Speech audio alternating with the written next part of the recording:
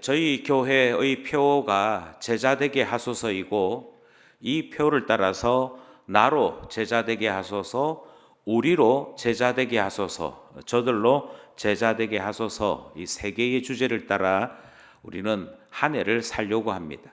그 중에서 나로 제자되게 하소서에 관한 말씀을 1월 한 달 동안 전하였습니다. 그리고 2월 달이 되면서 우리로 제자되게 하소서, 이 말씀이 어떤 것인지, 이 교훈이 어떤 것인지를 살펴보는 중에 있습니다. 지난 주일 이 우리로 제자되게 하소서라는 설교의 주제를 따라 저희 온 공동체가 들었던 말씀은 새 포도주는 새 부대에라는 말씀을 들었습니다. 그리고 오늘 우리는 두 번째 말씀을 듣게 되는데요. 오늘 두 번째 말씀의 주제는 공동체가 만약 제자화되었다면 그 공동체는 새 계명에 대해 순종하는 공동체가 된다 하는 말씀 드리려고 합니다. 다시 말씀드립니다. 개인이 제자가 될 때 들어야 될 말씀이 있고, 공동체가 제자가 되기 위해서 들어야 될 말씀이 있는데, 공동체가 제자가 될 때 반드시 실천해야 되고 반드시 나타내야 될 것이 서로 사랑하라 하시는 새 계명이 나타나야 한다 하는 말씀입니다. 이 말씀이 오늘 우리가 읽었던 본문의 말씀이기도 하고, 한 해 동안 우리가 지키며 나가기를 원하는 주제이기도 하다 하는 것이지요. 먼저 기억하실 것은 예수님께서 서로 사랑하라고 말씀하셨습니다.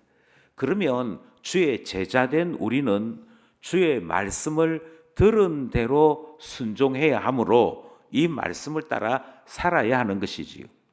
이 말씀이 결코 한순간 예수님이 생각나는 것이 있는데 너희에게 이 말을 전한다, 서로 사랑해라, 이렇게 말씀하신 것이 아니다 하는 점을 기억하셔야 됩니다. 예수님께서 말씀하시는 서로 사랑하라 하시는 이 말씀은 배경이 있고 역사가 있습니다.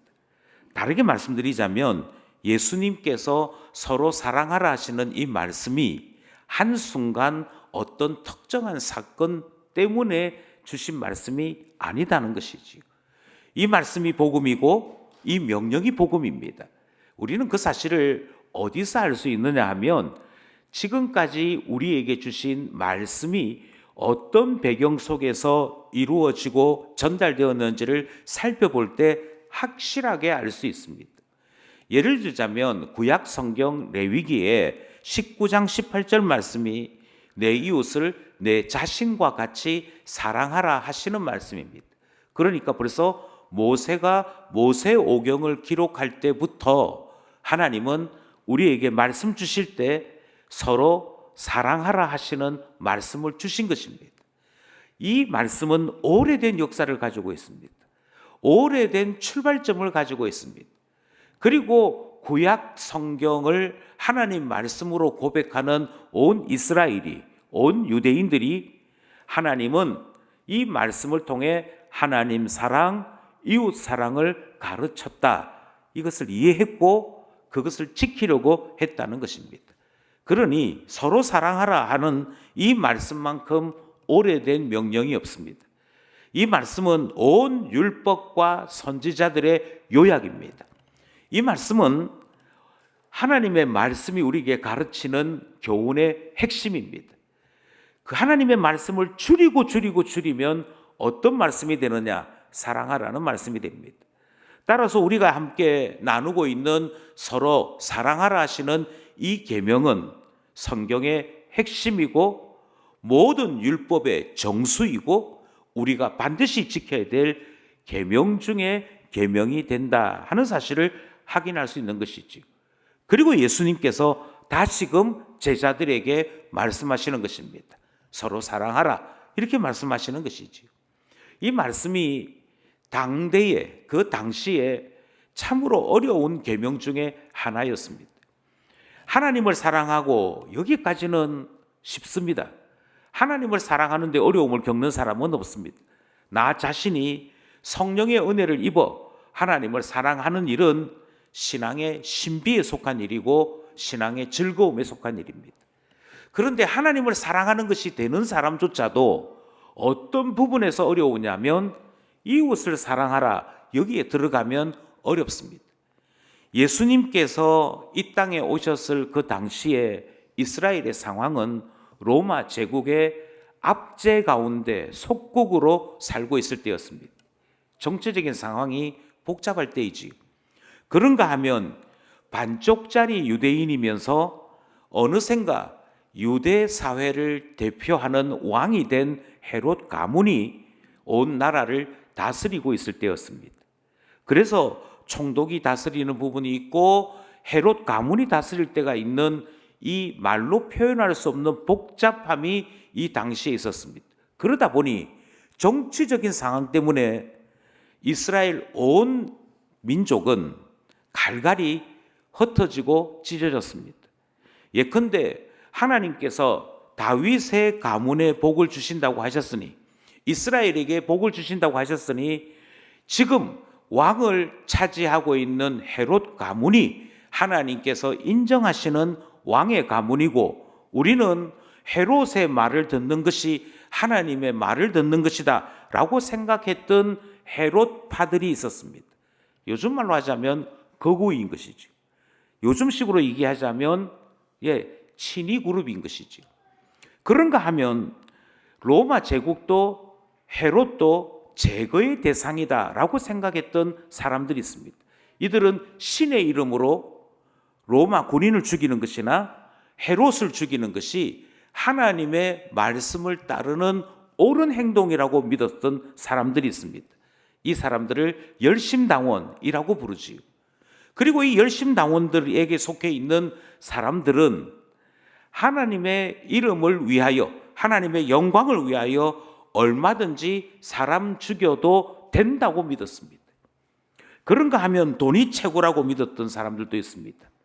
그뿐 아니라 유대 사회 속에서는 정치와 다른 어떤 것에 관심이 없고 오직 내가 말하는 이 율법 해석이 참된 것이고 제대로 된 것이라고 하는 자부심 속에 살고 있던 바리새인들도 있었습니다. 바리새인, 사두개인, 헤롯당, 열심당원, 그 외에도 여러 파들이 서로 공존하는 시대가 예수님 당시의 모습이었습니다. 누구는 누구를 미워했고 누구는 누구를 죽이려고 했는데 일말의 양심의 죄책감도 없었습니다. 왜냐하면 그 모두가 다 자기 나름대로 옳은 일을 행한다고 믿었기 때문입니다. 아마 오늘 대한민국의 상황과 극히 다르지 않을 것입니다. 아마 대한민국의 지금 모습과 조금도 다르지 않을 것입니다. 문제는 그런 상황 속에서 예수님이 서로 사랑하라 말씀하셨다는 것입니다. 아마 제가 이 이야기를 대구 경북 지역에 가서 여러분들이 지금 있는 이 정권을 사랑하시고 그 나름대로 우파적 성향을 가지고 계신 건 알지만 좌쪽에 있는 사람들도 사랑합시다. 이 말하면 저 사람이 목사 만나부터 시작해서 상황이 좋지 않게 흐를 것입니다. 제가 반대로 탄핵 지지 모임을 가지는 곳에 가서 여러분, 그럼에도 불구하고 우리가 윤석열 대통령 사랑해야 합니다. 이래 말하면 돌맞아 죽을 겁니다. 사랑하라는 말이 선포는 될 수 있으나 공감되지 않는 시대였습니다. 서로 사랑한다는 것이 내가 가지고 있는 정치적인 입장, 내가 지금까지 경험했던 나 자신의 경험을 다 내려놓지 않고서는 결코 허용되지 않는 당시였습니다. 그런데 그 당시에 예수님께서 서로 사랑하라 이렇게 말씀하신 것이고, 더 심각한 문제는 제자들 가운데에도 이 정치적인 성향을 따라 각기 다른 입장을 가진 사람들이 있었더라 하는 것입니다. 제자들 가운데 세리가 있었습니다. 제자들 가운데 열심당원이 있었습니다. 각자의 입장이 다 다릅니다. 그런데 예수님은 그 제자들을 불러 모으시고는 사랑하라 하시는 겁니다. 서로 사랑하라. 주님, 제가 주님은 뜨겁게 사랑할 수 있는데 저 사람은 결코 용서할 수 없습니다. 그렇게 생각하고 있는 제자들에게 사랑하라 말씀하시는 것이지. 예, 바로 여기에 이 말씀이 주는 무거움이 있습니다. 이 말씀은 제자들의 상황을 생각해 볼 때 쉽게 전달될 수 없는 메시지 같았습니다. 어쩌면 그 제자들 가운데 일부가 예수님 섭섭합니다. 어떻게 저희들어 저 사람을 사랑을 하십니까? 예수님의 생각이 그런 줄 몰랐습니다. 저하고 생각이 좀 다른 것 같습니다. 이렇게 말하며 제자됨에서 떠나려고 하는 사람도 있었을 것입니다. 그만큼 서로 사랑하라는 말씀은 대단히 무거운 말씀이었다는 것이지요. 하나 더 이해하실 것은 오늘 우리에게 주신 이 말씀이 그냥 일반적인 상황 속에서 주신 말씀이 아니고 가롯 유다가 예수님을 팔기 위해 떠나고 난 다음에 하신 말씀이라는 점입니다. 예수님께서 가롯 유다가 떠나고 난 다음에, 그러니까 우리가 읽었던 본문이 31절인데요 31절 시작과 함께 이 사실을 소개함으로 본문이 시작합니다. 그가 나간 후에 예수님께서 제자들을 불러 모으시고 말씀하시는 중에 서로 사랑하라 하시는 말씀을 주셨더라는 것이지. 그러니 이 말씀은 가롯 유다에게는 허락되지 않은 말씀이었습니다. 거기에 정치적인 입장이 다른 제자들이 있었음에도 불구하고 그 제자들에게는 주신 말씀인데 가롯 유다에게는 주시지 않은 말씀이 무엇이냐? 서로 사랑하라 하시는 말씀이었더라는 것이지요. 그러니 곰곰이 생각하셔야 됩니다. 서로 사랑하라고 하는 이 말씀이 어떤 의미를 가지고 있을까? 어떤 배경 속에서, 어떤 맥락 속에서 우리에게 주신 말씀일까 하는 것을 생각하셔야 되는 것이지요. 결국 이 말씀은 예수님께서 세상을 떠나 아버지께로 갈 때가 이른 줄 아시고 제자들에게 남겨주신 말씀입니다. 이게 요한복음 13장 1절에 기록된 말씀입니다. 그리고 이 말씀 때문에 이어지면서 서로 사랑하라 하는 말씀까지 전달되는 것이지요. 1절 말씀 함께 합독합시다. 시작. 6월절 전에 예수께서 자기가 세상을 떠나 아버지께로 돌아가실 때가 이른 줄 아시고 세상에 있는 자기 사람들을 사랑하시되 끝까지 사랑하시니라. 아멘. 이 말씀을 곰곰이 살펴보십시오. 이 말씀이 어떤 배경 속에서 주신 말씀인고 하니 예수님께서 하나님 아버지께로 돌아가야 될 것을 아셨다, 이렇게 말씀하고 있지요. 이 말을 다르게 이야기하자면 예수님께서 십자가를 지셔야 될 것을 아실 때, 그래서 이제는 제자들과 헤어져야 될 때를 아셨을 때 주신 말씀이다, 주신 것이다 라고 소개하고 있습니다. 그러면서 예수님께서 이제 떠나가야 될 때가 가까워졌을 때 제자들에게 꼭 전하고 싶었던 메시지가 무엇이냐? 예수님께서 제자들에게 반드시 가르치고자 했던 것이 무엇이냐? 그것은 세상에 있는 자기 사람들, 그러니까 택함을 받은 하나님의 사람들이, 그들이 하나님께로부터 끝까지 사랑받는 자 될 것을 말씀하시는 중에 본문 말씀이 이어졌다, 그렇게 소개하는 것이지요. 이것을 신학적으로는 예수님의 종말 강화 속에서 이 말씀이 이어졌다라고 말씀하고 있습니다. 다르게 얘기하자면 예수님이 십자가를 앞에 두고서 내가 너희들에게 이제 마지막 유언과도 같은 이야기를 하게 될 때인데 기억해, 너희들은 서로 사랑해야 돼, 이 말씀하셨다는 것입니다. 이것이 오늘 우리가 듣고 있는 서로 사랑하라 하시는 말씀의 배경이 됩니다. 제가 이렇게 열심히 소개하고 있음에도 불구하고 한 가지 안타까움이 있습니다. 그것은 많은 사람들이 이런 배경 속에서 이 말씀이 주어진 명령임에도 불구하고 여전히 이 말씀을 자기 방식대로 해석한다는 데 있습니다. 자기 방식대로 해석한다라고 하는 것은 내가 남편에게 또는 내가 아내에게 나를 좀 사랑해 줘봐 라고 이야기하는 그것이나 예수님께서 서로 사랑하라 하는 것을 말씀하신 내용을 거의 동일하게 이해한다는 것입니다. 지금 주님께서 말씀하시는 서로 사랑하라고 하는 이 말씀 속에 이런 배경이 있습니다. 이런 상황 속에서 예수님께서 사랑하라고 말씀하신 것입니다. 이렇게 전하고 있음에도 불구하고 언제나 말씀에 대한 이해를 내 감정, 내 생각대로 해석한다는 것이지. 우리가 생각하는 사랑이란 이런 것입니다. 내가 생각하는 사랑이란 나의 허물이 보일 때 그 허물을 덮어주는 것이 사랑이라고 생각합니다. 너가 어떻게 나한테 그럴 수 있어?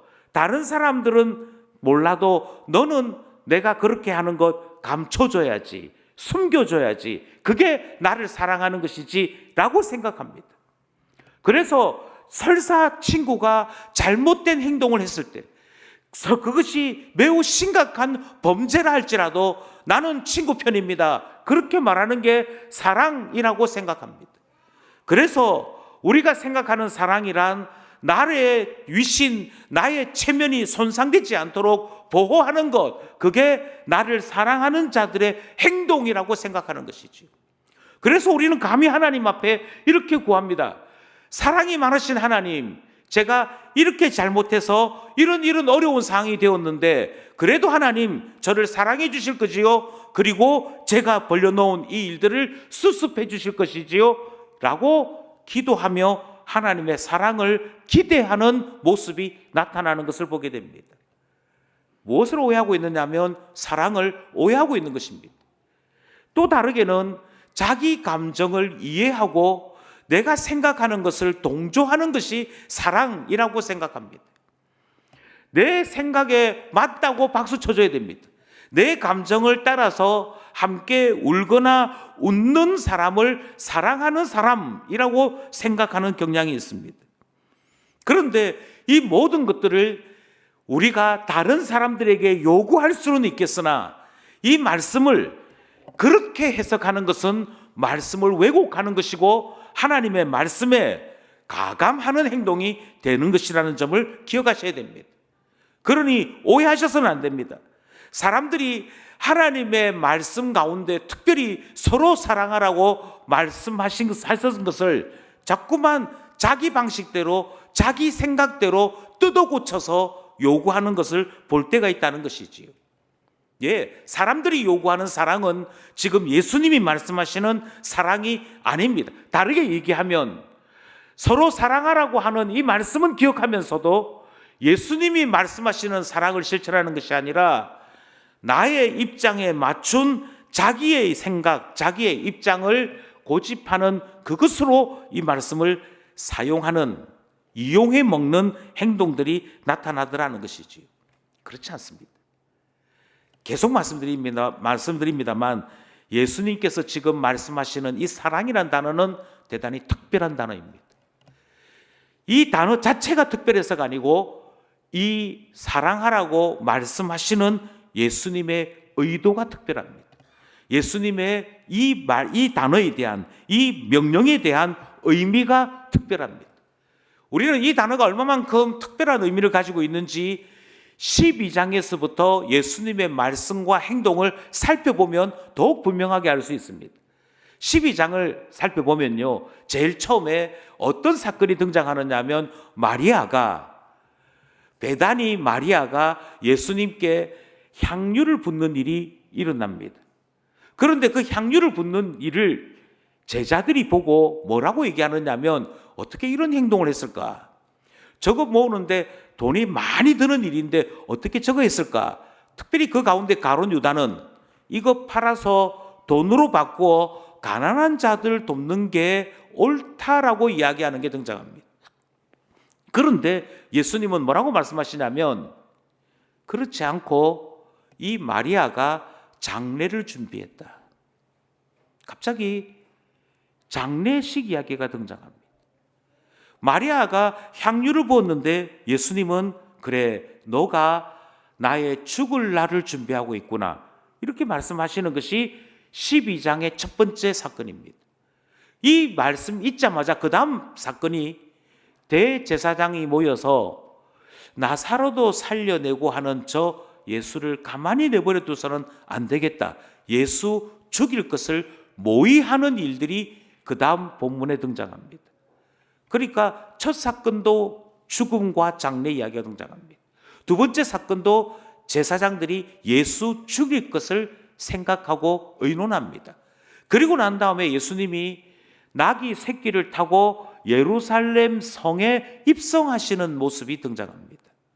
그런데 제자들이 그 당시에는 사람들이 환호하면서 호산나 호산나 외치는 그 모습이 좋아서, 야, 우리 예수님이 이렇게 인정을 받는구나, 우리 예수님도 이렇게 주인공이 될 날이 있구나, 그것이 기뻤다면 그들이 성령을 받고 난 다음에 주님의 말씀을 깨닫게 되어지고 난 다음에 예수님께서 나귀 새끼를 타고 예루살렘 성에 들어가신 것이 자기 자신을 십자가에서 죽이기 위해 들어가신 것임을 깨닫게 되었다 하는 말씀이 등장합니다.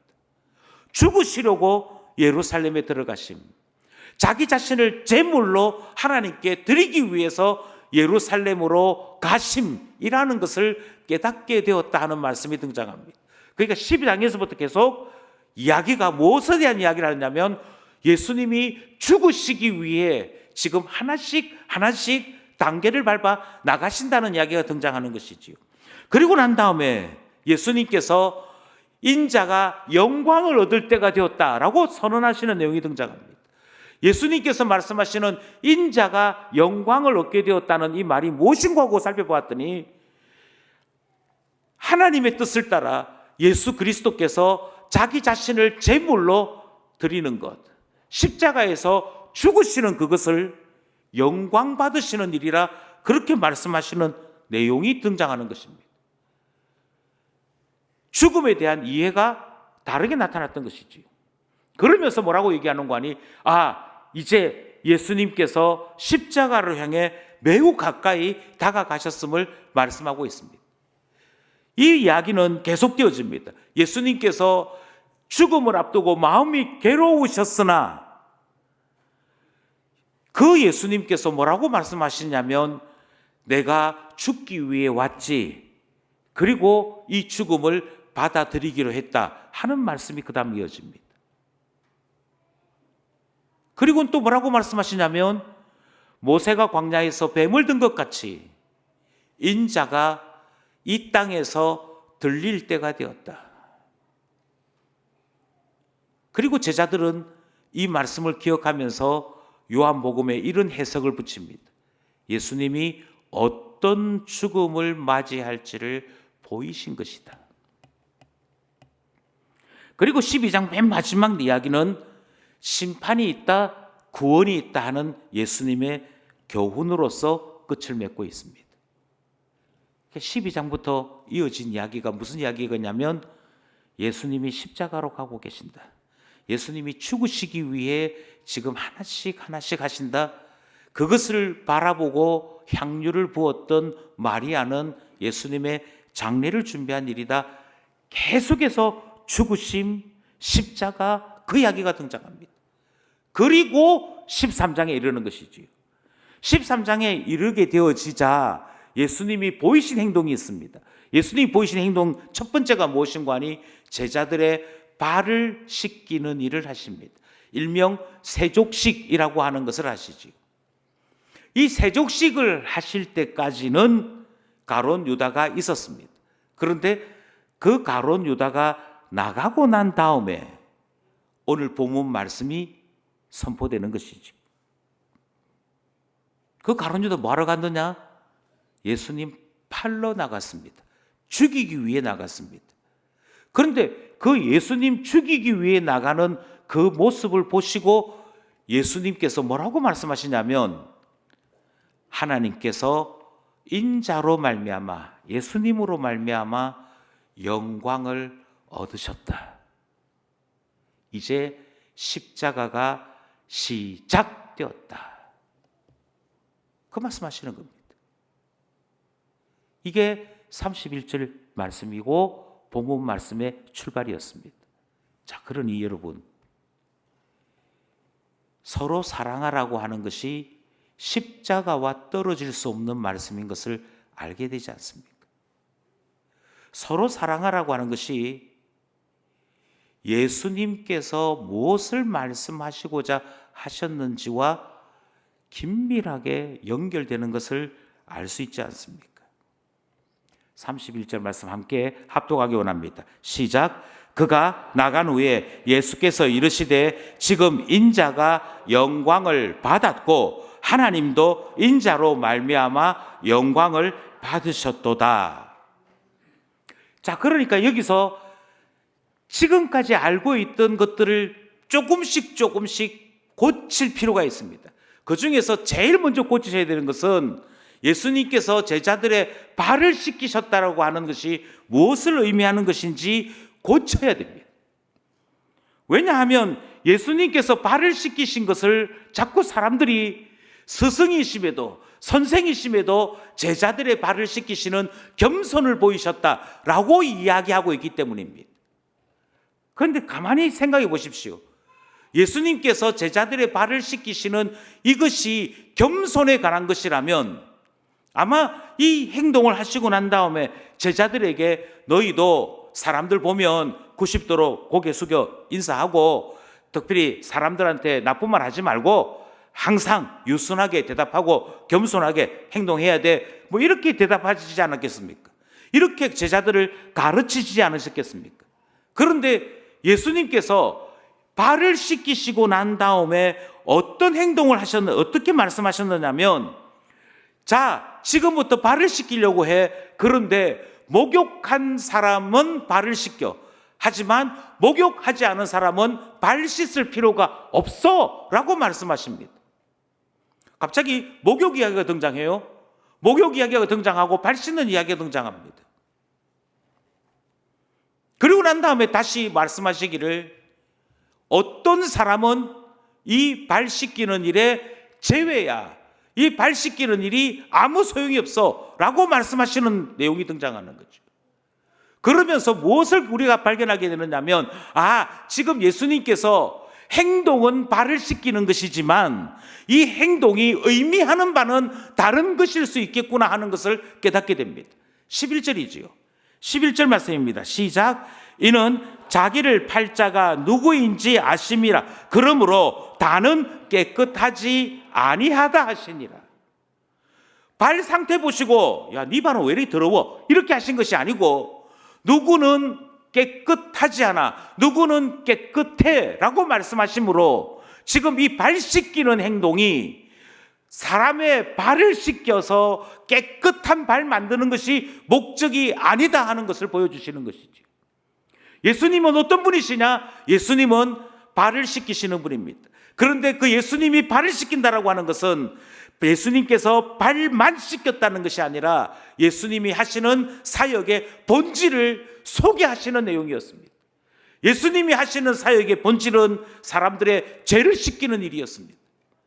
예수님께서 하시는 십자가의 핵심은 사람들의 죄를 대속하시는 것이었습니다. 예수 그리스도께서 자기 생명을 내어주심의 핵심은 죄로 죽을 수밖에 없는 자기 사람들을 구원하시는 일이었습니다. 그래서 목욕한 자가 있고 목욕했음에도 불구하고 발이 더러워진 자가 있는데 예수님은 지금 그 발 더러워진 자들을 다시금 불러 모아 씻기시면서 내가 본을 보이고 있어. 내가 지금 너희들에게 교훈하고 있어. 그리고 내가 주와 선생이 되어서 너희들에게 보이는 이 모습을 이제는 너희가 아마 실천해야 될 날이 있을 것이야 라고 말씀하시는 내용이 등장하지 않습니까? 14절입니다. 14절 말씀 함께 합독하겠습니다. 시작. 내가 주와 또는 선생이 되어 너희 발을 씻었으니 너희도 서로 발을 씻어 주는 것이 옳으니라. 여기서 서로라는 단어가 등장합니다. 여기에서 서로라는 단어가 처음 등장합니다. 지금 내가 왜 발 씻겨주지? 지금 내가 너희들에게 발을 씻겨주는 이 행동의 의미가 뭐야? 너희들의 발이 더러워졌으니까, 너희들 발을 씻겨줄 종이 없으니까, 하다못해 내가 겸손하게 너희들의 발 씻어주는 것 아니다라고 말씀합니다. 어떤 이는 주님께로부터 긍휼을 입지 못하여 마치 목욕하지 않은 사람과도 같은 사람이 있습니다. 그 사람은 발 씻을 필요가 없습니다. 목욕조차도 안 됐기 때문에. 그런데 목욕은 했을지라도 순간순간 범하는 죄로 말미암아 발이 더러워진 자, 그 사람을 발 씻겨주시면서 내가 너희들의 발을 씻겨줘. 이 모습 기억해. 내가 이것 하기 위해 왔고 지금 이것을 본을 보였어. 이제 이후에는 너희들이 서로 발을 씻겨야 돼. 이제 이후로는 너희들이 서로 발 씻겨주는 자가 되어야 돼. 그럼 이 말씀은 어떤 교훈이 바탕이 되는 겁니까? 우리 예배로 모일 때마다 점심 식사하시고 그 다음에 세수대 하나씩 다 가져와서 발 씻깁시다. 예수님이 말씀하셨잖아요. 이제는 너희들이 서로 발 씻겨주라고. 그러니까 앞으로 예배 다음에는 세족식, 이게 우리 주일에 행하는 아주 중요한 시간이 되겠습니다. 그 말입니까? 아니라니까요. 주님이 발을 씻겨주시면서 너희도 서로 발을 씻겨주라고 하시는 것은 죄에 대한 것입니다. 거룩함에 대한 것입니다. 구원과 관련이 있는 것에 대한 것을 발 씻겨주심으로 보여주신 것입니다. 다시금 말씀드립니다. 이처럼 성경이 의미하는 발을 성경의 문맥에서 찾지 않으면 오해합니다. 만약 우리가 이처럼 예수님이 하신 말씀을, 예수님이 보여주신 행동과 예수님께서 가르쳐 주신 교훈 속에서 찾지 않으면 오해합니다. 오늘 본문에 서로 사랑하라 하시는 말씀이 똑같습니다. 이 발 씻겨 주심 다음에 가룟 유다가 떠나자 이 말씀을 하셨습니다. 그러니 서로 사랑한다는 것이 무엇일까요? 서로 사랑한다는 것은 어떤 것일까요? 저는 특별히 여기에서 서로라는 단어를 주목하고자 합니다. 서로라는 단어를 주목하는 이유는 공동체에게 주신 말씀이기 때문입니다. 자, 여러분 기억하십시오. 예수 믿는 제자가 100명이 모여 있습니다. 그러면 예수 믿는 제자 100명이 모여 있는 그 모임은, 그 그룹은 저절로 제자된 공동체 되는 것일까요? 아닙니다. 그렇지 않습니다. 부분의 합은 전체입니까? 아니요. 그렇지 않습니다. 저는 이것을 제자반 공부할 때 이렇게 말씀드린 적이 있습니다. 예수 믿는 시어머니와 예수 믿는 며느리가 한 집안에 있습니다. 그러면 예수 믿는 시어머니와 예수 믿는 며느리의 이 고부 관계는 거듭난 관계 되는 것일까요? 아닙니다. 그렇지 않습니다. 각자는 훌륭한 그리스도인일 수 있습니다. 각자는 예수 믿는 사람일 수 있습니다. 그런데 서로 사랑하는 것을 배우지 않으면, 서로 사랑하는 것을 교훈받지 않으면 세상 고부 관계나 신자들의 고부 관계가 다르지 않습니다. 똑같습니다. 그럼에도 불구하고 공동체가 제자로 훈련받아야 한다는 것을 우리는 고백하지 않습니다. 그저 교회에서 상처받으면 이제부터 나는 조용히 살래. 큰 교회 가서 뒷자리에 있다가 예배 끝나고 나면 집으로 곧장 돌아와서 사람들하고 부딪히지 않을래. Jesus, thank you. Church, no. 이게 오늘날 젊은이들의 슬로건이 되고 있고 모든 사람들이 공감하는 말이 되고 있습니다. 교회는 싫습니다. 예수님만 좋대요. 왜 그럴까요? 서로 사랑하라 하셨음에도 이 명령을 중하게 생각하지 않습니다. 각자가 예수 믿는 제자 되면 족한 줄 알고 있습니다. 그러다 보니 서로 사랑하라는 이 말씀은 지키지 않습니다. 그리고 여전히 내 생각이 옳고 나의 삶이 정답이고 다른 사람과 관계를 맺으면서 그 사람 때문에 스트레스 받는 것을 싫어하는 희한한 모습이 자꾸 발생하는 것이죠. 그런데 여러분, 그러면 사랑하라고 하는 것이 온 율법과 선지자들의 강령이요, 성경이 요약하는 바 하나님 사랑, 이웃 사랑의 말씀인데도 버리는 것 꼴이 되지 않습니까? 하나님의 가장 핵심적인 말씀을 버리면서 하나님을 믿는다, 하나님을 사랑한다는 것은 거짓말이지 않습니까? 그러므로 우리는 다시 한번 이 말씀 앞에 서야 합니다. 예수님께서 서로 사랑하라 하시는 이 말씀은 십자가와 연결된 말씀입니다. 주님께서 십자가를 지시면서 우리에게 묻혀 있는 더러운 죄를 씻겨주실 때 목욕시켜 주신 것과 같습니다. 이것은 예수님만이 할 수 있습니다. 그래서 예수 그리스도로 말미암아 목욕한 자들, 그 사람들이 모여서 교회를 이루게 되는 것이지요. 그럼에도 불구하고 목욕했을지라도 살아가는 동안에 우리는 얼마든지 발이 더러워지는 일을 경험하게 됩니다. 그때 교회는 무슨 일을 해야 하는 거 아니? 서로 사랑함으로 서로에게 묻어있는 그 발의 더러움을 씻겨내는 일을 해야 합니다. 지금 성경이 말씀하고 있는 사랑하라고 하시는 말씀은 바로 그런 의미입니다. 사랑하라고 하는 이 말씀은 다른 사람의 마음을 달래주라는 이야기가 아닙니다. 사랑하라고 하는 이 말씀은 돈이 부족하니 돈 좀 빌려주라는 말이 아닙니다. 여기에 등장하는 사랑하라고 하는 이야기는 그가 틀렸음에도 불구하고 눈 감아주는 것이 아닙니다. 오히려 반대입니다. 여기에서 말씀하시는 서로 사랑한다는 것은 서로 죄를 고백하는 것이 사랑하는 것입니다. 하나님 앞에 정직하여 우리가 범하고 있는 연약함, 우리가 범하고 있는 죄를 서로 고백하며 회개하는 공동체 되는 것이 서로 사랑하는 일입니다. 서로 사랑하라는 것은 병들은 우리의 영혼과 우리의 마음과 우리의 육체를 서로 기도함으로 함께 울고 함께 웃으며 하나님 앞에 영육 간의 건강함을 입는 그런 지체가 되는 것이 서로 사랑하는 교회 되는 것이고 사랑하는 말씀에 순종이 되는 것이지요. 특별히 서로 사랑한다라고 말할 때 누군가가 미혹된 길에 빠져 있을 때 그 사람을 꾸짖고 돌이켜 하나님이 원하시는 삶으로 되돌아오게 하는 것, 그래서 그의 영혼이 사망에 빠져 있지 아니하고 구원함을 받는 데 이르는 것, 그게 서로 사랑하는 일입니다.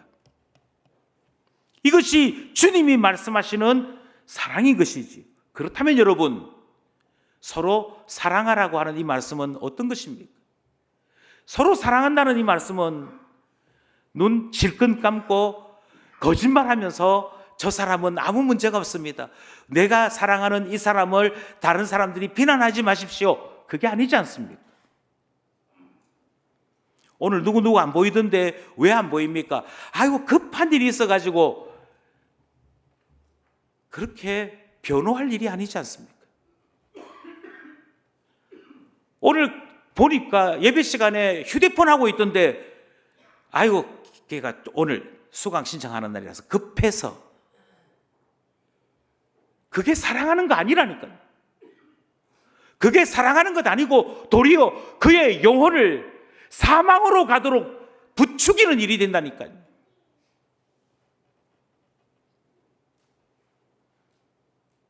그럼 목사님, 예수님께서 서로 사랑하라 하셨는데 이 말씀을 그럼 어떻게 실천하라는 이야기입니까? 예, 제일 먼저 이 말씀을 실천하려고 하신다면 내가 사랑하는 자의 영혼을 감찰하십시오. 내가 진정 사랑하는 자의 영혼이 어떤 상태에 있는지 살피십시오. 만약 그의 영혼이 잘 되어 있다면, 건강하다면 하나님은 그 사람에게 반드시 영육간에 복 주실 것입니다. 이것은 주님께서 약속하신 언약의 복이요, 우리가 지금까지 성경을 통해 살펴본 바입니다. 그러므로 영혼이 잘 되어 있는지 아닌지를 살피셔야 합니다. 예배에 빠지는 자가 있다면, 예배에 참석했으나 졸고 자는 자가 있다면, 하나님의 말씀을 들었으나 이해하지 못하는 자가 있다면, 하나님의 말씀을 이해했으나 실천하지 않는 자가 있다면 살펴야 합니다. 그리고 너의 영혼이 어찌하여 이렇게 무너졌는지 책망해야 합니다. 그러니 서로 사랑한다는 것은 서로 살피는 것입니다. 살피는 것입니다. 저는 보지는 못했습니다만 뉴질랜드의 원주민들에게는 기도의 길이라고 하는 것이 있다고 합니다. 뉴질랜드 원주민들이 기독교를 받아들이고 난 다음에 각자 기도하는 시간들을 가져야겠다 생각을 하고, 그들이 살고 있는 마을에서 자기 기도 처소로 가는 장소를 정해 놓았는데, 그 기도 처소로 가는 길에 늘 풀이 자라서 그 길이 어떤 때는 보이고 어떤 때는 안 보인다는 거예요. 그런데 하루 가고 이틀 가고 계속 가다 보면 그 숲풀로 꽉 차 있는 길일지라도, 그곳일지라도 그 기도 장소까지 가는 길이 계속 오고 가면서 만들어진다는 거예요. 그리고 그 길을 보면서 오늘 우리 친구도 기도하러 갔구나. 왜냐하면 계속 다니다 보면 길이 만들어지니까. 그런데 어느 날 자기가 기도하러 가기 위해서 가다가 친구가 기도하러 가는 길에 풀이 자라난다. 그 말은 최근에 기도하러 그곳에 안 갔다는 얘기잖아요. 그러면 이 뉴질랜드 원주민들은 어떻게 하는 거 아니? 친구를 찾아간대. 그리고는 너 요즘 기도 안 하더라. 너 요즘 기도하는 그곳에 안 가더라. 그럼 친구가 뭐라고 이야기하겠죠. 뭐 바빴고 어쩌고. 그러면 뭐라고 얘기하는 거 아니? 너의 영혼이 점점 병들어가고 있는 것 같아. 그게 사랑입니다. 그게 지금 주님이 우리에게 서로 사랑하라고 하시는 말씀의 핵심입니다. 내 아이는 예수를 몰라요. 내 남편은 예수를 몰라요. 내 부모님은 예수를 몰라요.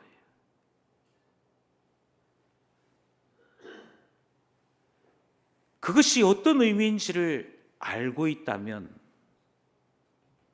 그래서 내 사랑하는 자의 영혼을 감찰해 보니 은혜에서 떨어져 있고 영생에서 떨어져 있고 구원에서 떨어져 있는 것이 보인다면 서로 사랑하라는 말씀을 따라 기도하지 않겠습니까? 서로 사랑하라는 말씀을 따라 어머니 예수 믿으셔야 됩니다. 예수 꼭 믿으셔야 됩니다. 하지 않겠습니까? 예수님이 어머니를 구원하시기 위해 십자가에서 죽으셨습니다. 이렇게 말하지 않겠습니까?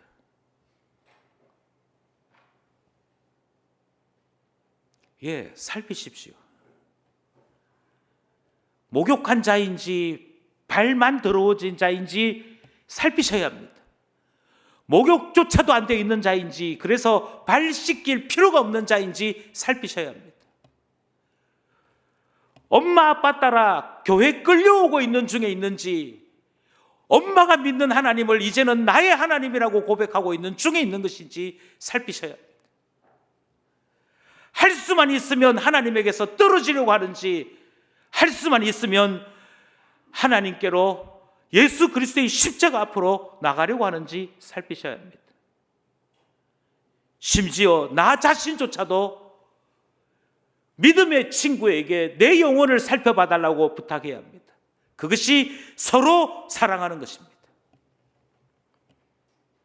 서로 사랑한다는 말은 다르게 얘기하면 연약함이 드러났을 때, 죄가 드러났을 때 마땅히 꾸짖고 그 영혼을 옳은 대로 돌이킬 줄 아는 것이 서로 사랑하는 것입니다. 그래서 하나님은 교회에 장로 직분을 두셨습니다. 그래서 하나님은 당회에 치리권을 주셨습니다. 그리고 그가 만약 하나님의 사람이라면 하나님의 사람들이 꾸짖을 때 그 영혼을 다시 새롭게 하고 그 마음을 각성함으로 하나님 앞에 바른 길로 돌아오는 일 행하게 될 것입니다.